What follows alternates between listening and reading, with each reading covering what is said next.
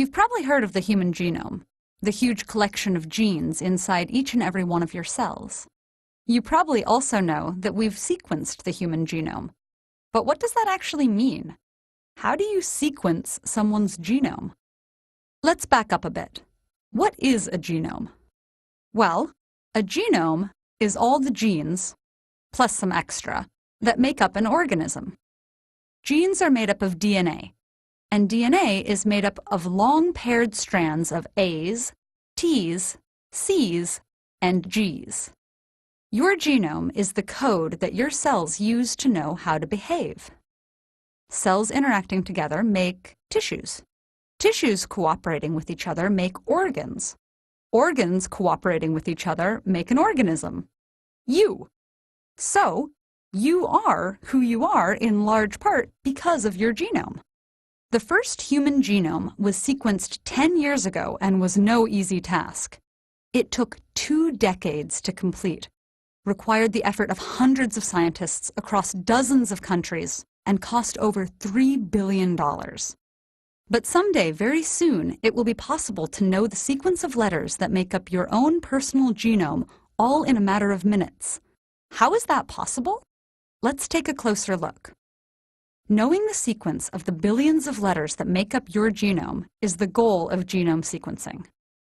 A genome is both really, really big and very, very small.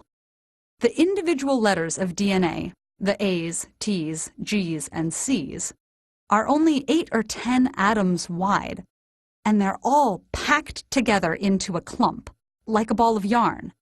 So, to get all that information out of that tiny space, scientists first have to break the long string of DNA down into smaller pieces. Each of these pieces is then separated in space and sequenced individually. But how? It's helpful to remember that DNA binds to other DNA if the sequences are the exact opposite of each other. A's bind to T's, and T's bind to A's. G's bind to C's, and C's to G's. If the A-T-G-C sequence of 2 pieces of DNA are exact opposites, they stick together. Because the genome pieces are so very small, we need some way to increase the signal we can detect from each of the individual letters.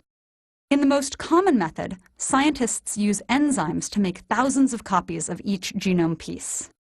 So we now have thousands of replicas of each of the genome pieces, all with the same sequence of A's, T's, G's, and C's. But we have to read them all somehow.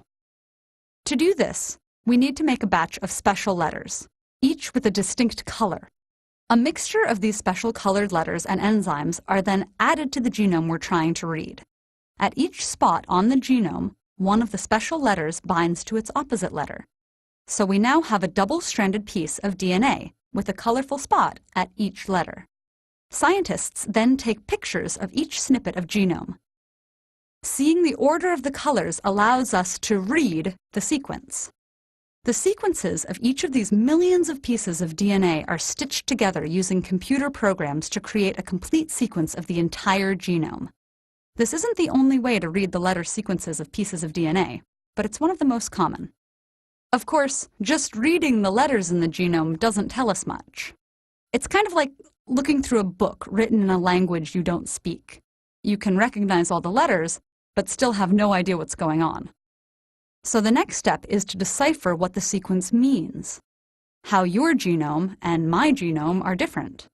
Interpreting the genes of the genome is the part scientists are still working on. While not every difference is consequential, the sum of these differences is responsible for differences in how we look, what we like, how we act, and even how likely we are to get sick or respond to specific medicines. Better understanding of how disparities between our genomes account for these differences is sure to change the way we think, not only about how doctors treat their patients, but also how we treat each other.